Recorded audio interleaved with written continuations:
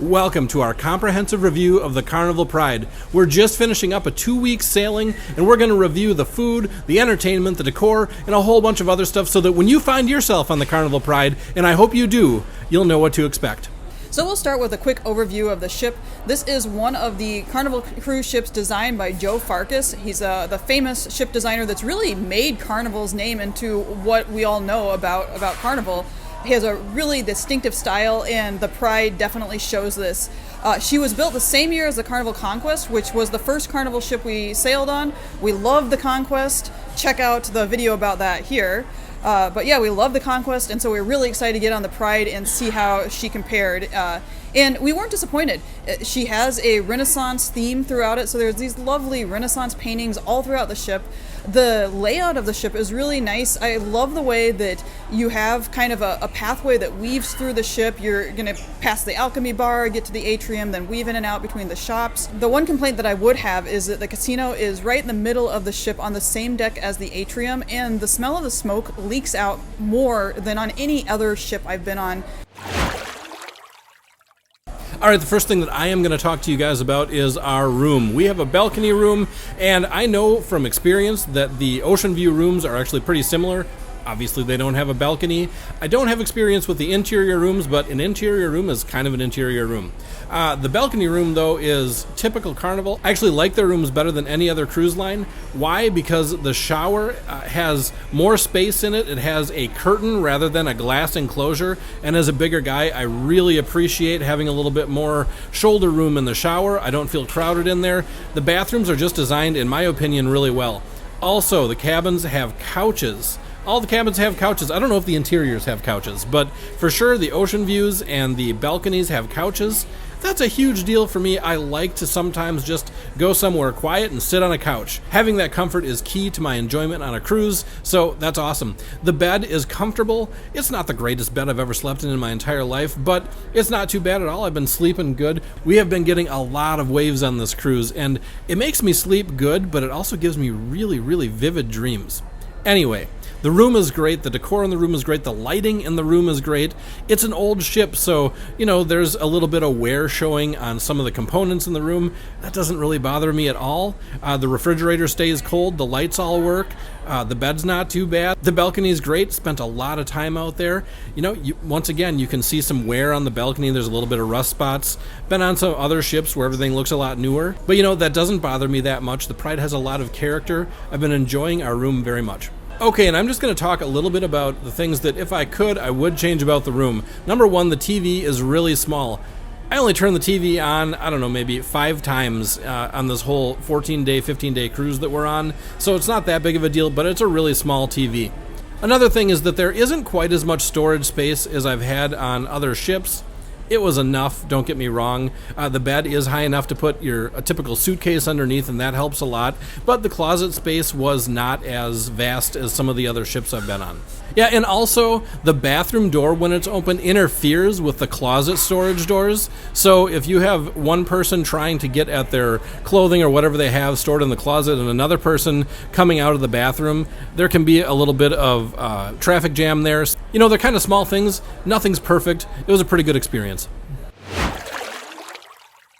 So I have to mention the elevator because we just got off the Venezia, and they have the new school ultra-modern elevator where you have to actually choose your floor before you get on the elevator, and they sucked. We hated them, and we were so happy when we got aboard the Pride and found it. It's just your regular normal elevator. You push the button whether you're going to go up or down, and then once you get on the elevator, you select your floor. They've been super speedy. Many of the times we have the elevators to ourselves. We hardly ever have to wait very long. I think 5 minutes is maybe the longest we've waited, and it's great. We're happy to report the elevators on the old school Carnival Pride are awesome. All right, the food. We are going to talk about the food. Everybody wants to know what it's like to eat on a cruise ship, on a Carnival cruise. It's really a mixed bag with Carnival, is what I've realized after taking several Carnival cruises. Some of my experiences with the food are phenomenal. My first Carnival cruise, I walked away from it going, why does everybody say the food's not very good? It was amazing. And then I took another Carnival cruise where the food was not very good. I'm not going to say terrible, but pretty bad, actually. It was bad in main dining. The service was really slow. In the buffet, everything was stale, cold, and the bread was hard. The salad line was backwards. There was a whole bunch of stuff that was wonky and weird about it. Didn't enjoy the food aspect of it.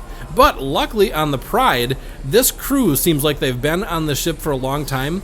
MDR, the main dining room, was super seamless. I mean, there were a couple of times where there was a little bit of a wait, but it really wasn't too bad.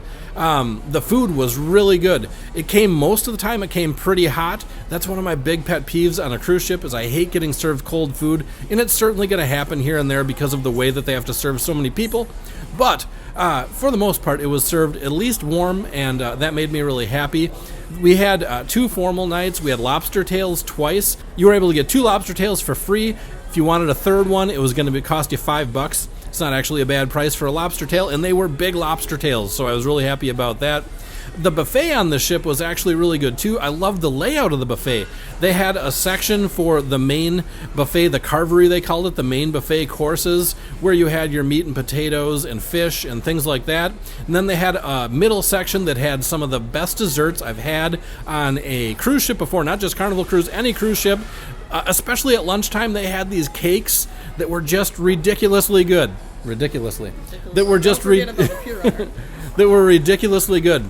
And I do want to interject right here that we invented a new dessert on the Carnival Pride. We have a short about it. So find our short section after you watch this video and check it out. But basically, it is a piece of chocolate cake with ice cream on top, and then hot chocolate mixed in with that, and then mixed nuts, or the crushed nuts at the salad bar on top of that.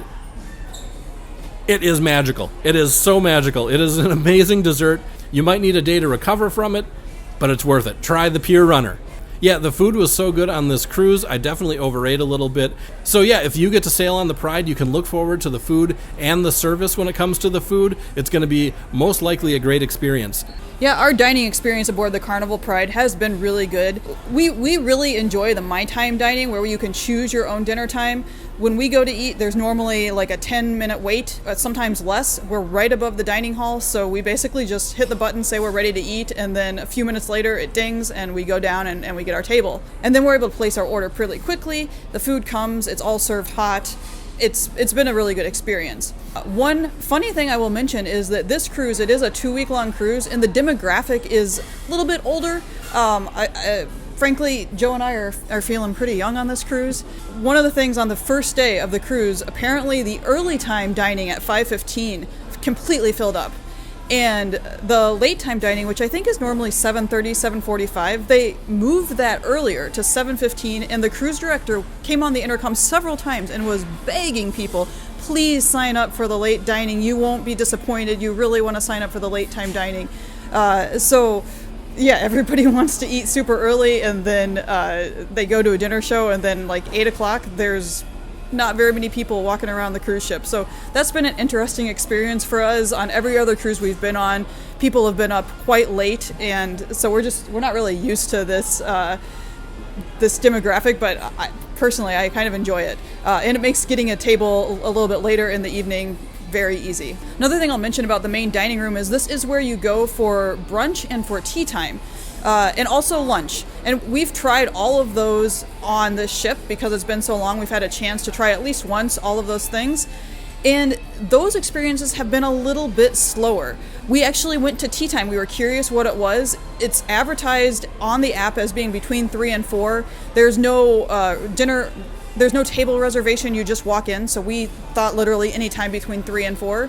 Apparently on this ship, at least, you get there smack on the dot at 3, you get your table, and then they start passing out sandwiches. If you're late, you get a table stuck back in the corner, and the sandwiches never come to you. The waiters just kind of walk around with a plate full of sandwiches, handing them out, and by the time they would get back to our table, seriously, all but 2 times, the plate of sandwiches was completely empty. So we each got 2 tiny little tea sandwiches for our tea. Brunch was a little bit better because we did get an assigned table. We were able to place an order for exactly what we wanted, but it did take a really long time for the food to get to us. I think we were waiting for over half an hour for our food. You know, the other thing on a Carnival cruise ship when it comes to food is the free restaurants outside of the buffet. So you have the Blue Iguana, Pizza Pirate, and Guy's Burgers. And interestingly, on this cruise, all of those were not as popular as on other cruises we've been on. There was hardly ever a line. You could always get what you wanted right away. In fact, at the pizza place, sometimes you had to ring the bell to get the guy's attention because there was just nobody waiting for a pizza. So if you are a fan of those places, the good news is you can get them quickly without having to wait in line. The bad news is they're not as good. I don't know if it's because they don't have as much turnover with people coming and asking for things, but frequently it was cold. I got the last burger twice, and it was just a little bit cold and stale and hard. Joe was patient enough to wait in line to get the fresh burger, and then those were always good.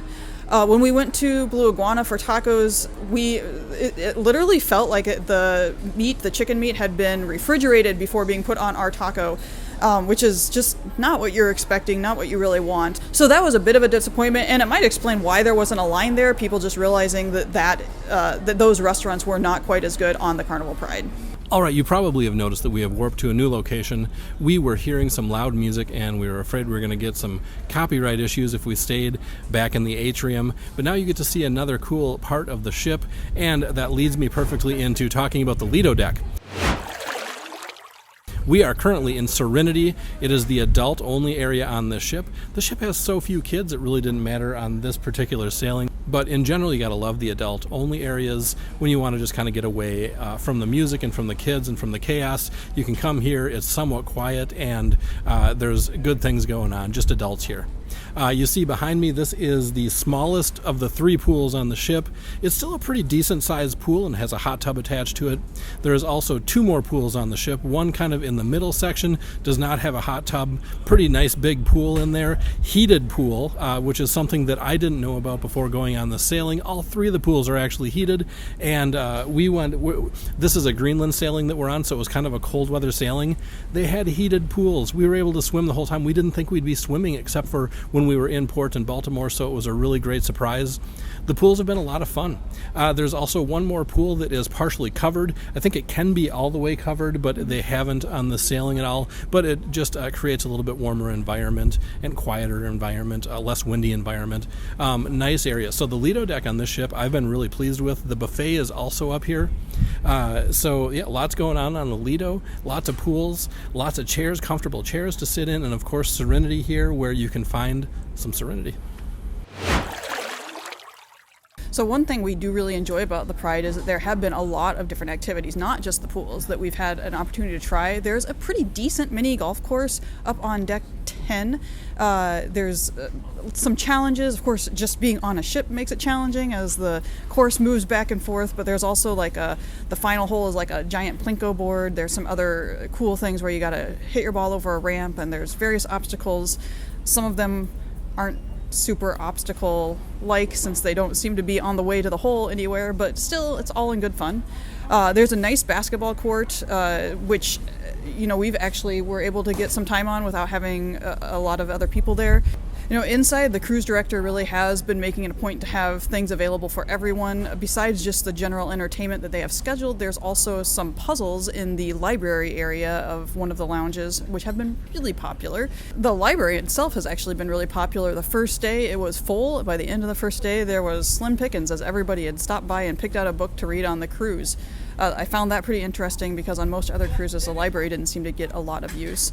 There's also a lot of dance activities going on. So every other day they had a dance class of like the waltz, the foxtrot, all your classic cruise dances, and a lot of people got in on that fun too. So that's pretty cool to see. All right, so for the entertainment on the ship, like I say, it was a 14-day cruise, so every night they had a different act in the main theater, which is called the Taj Mahal on this ship. They also had smaller acts in the Butterflies Lounge. Both really cool and beautiful venues. The highlight, I guess, for us, which is because we had kind of low expectations, I think, was the ventriloquist act in the Taj Mahal. It was kind of nice because it wasn't just an act where there was dancing and music, which, those are wonderful, talented people, but 14 days straight of different dance and music acts, to me at least, gets a little bit old. So they broke it up a little bit with kind of a comedy thing with a ventriloquist. He was pretty good. Not perfect, but he was pretty good. We both enjoyed it at least somewhat. So as far as the entertainment goes, it's pretty typical Carnival entertainment, in my opinion, after being on cruise lines like Royal Caribbean and Princess, some of the other lines. It's not quite, in my opinion, as good of entertainment as some of the other lines, but that doesn't bother me too much anyway. If I feel like going to a show, I'll go and I'll enjoy it, and if not, I will find something else to do on the ship. So yeah, since this was a longer cruise, there was actually a daily lecture that took place, and we have experienced this before on other longer cruises, and we really, really enjoyed it. We love learning new things. That's one of our favorite things to do, actually. So we were really pretty excited when we found out there was going to be a lecture series, and we went to the first one, and I don't mean to be harsh, but the gentleman that was giving the lecture really was a mumbler. He genuinely didn't seem very knowledgeable about the subjects that he was talking about. So he was supposed to be talking about forensic photography, and somehow he started talking about how he goes to a cell phone store and picks out a cell phone, and there's a 16-year-old kid selling him the cell phone. It had nothing to do with the subject of the lecture. He's not a very good talker. Yeah, there's really not a silver lining to that situation. We just didn't enjoy the lectures on this cruise. As with any cruise, there was live music going on around the ship, and there was a trio of a violin, 2 violins and a viola player playing arrangements of pop songs and things like that. That was pretty fun. There's a steel drum group around the ship called Jam Band or Jam Track or something like that. Yeah, they were Jam Rock. That's what they are called. And I love steel drum music, so I caught a couple of their performances.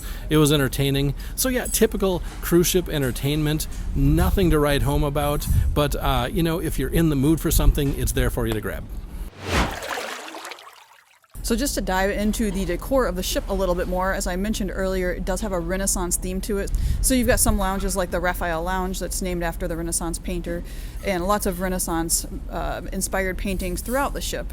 But you also have some other fun areas like the Taj Mahal. The main theater is decorated with elephants and scenes from India, and that was really cool. I like the elephants. They're one of my favorite creatures, so I enjoyed that. Surrounding Taj Mahal, it actually goes behind Taj Mahal. There's this area called Sunset Gardens. It's this walkway that you can walk.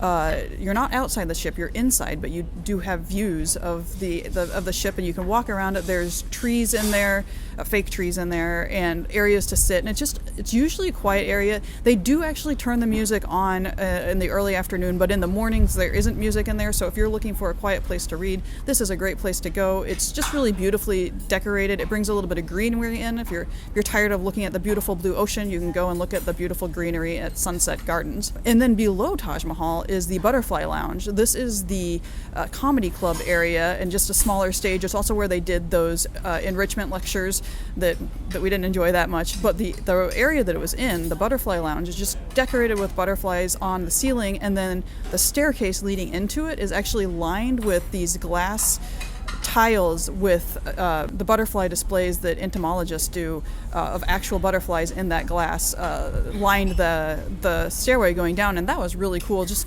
hundreds of different types of butterflies. It's just really pretty. All right, really quick, I also want to talk about the staff on the ship. Overall, the staff has been really, really good on this ship. I can't think right now of any complaints we've had about the staff. The room service has been wonderful. The wait staff has been really fast and sometimes too attentive, actually. And yeah, I'd have no complaints about the staff on this one, which is great. Sometimes staff can make or break your experience on a cruise, and on the Carnival Pride, they're going to make it a good one. One thing we noticed, and we're not positive about this, but it seems like the staff are just more cohesive on the ship. Our theory is that because it's an older ship, all these staff have been together for a long time, and it just really shows that they have this camaraderie and this ability to work together that we haven't found on some of the newer ships. So, that's a definite big point for older ships when you're sailing, that you're just going to get a better level of service because everyone knows the ship so well.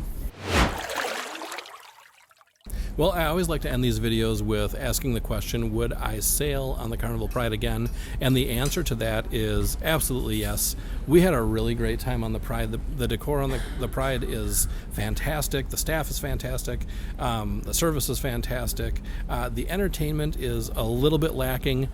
That's not going to stop me from taking a cruise, though. That's not why, personally, I'm here. And yeah, so overall, it was a really good experience. The room was great. The port stops were great. It was a great experience. The heated pools. We had a really great time on this cruise. So yeah, I would definitely sail on the Carnival Pride again. I hope to soon. Yeah, I agree. I love the Carnival Pride as well. I really enjoyed the layout of the ship.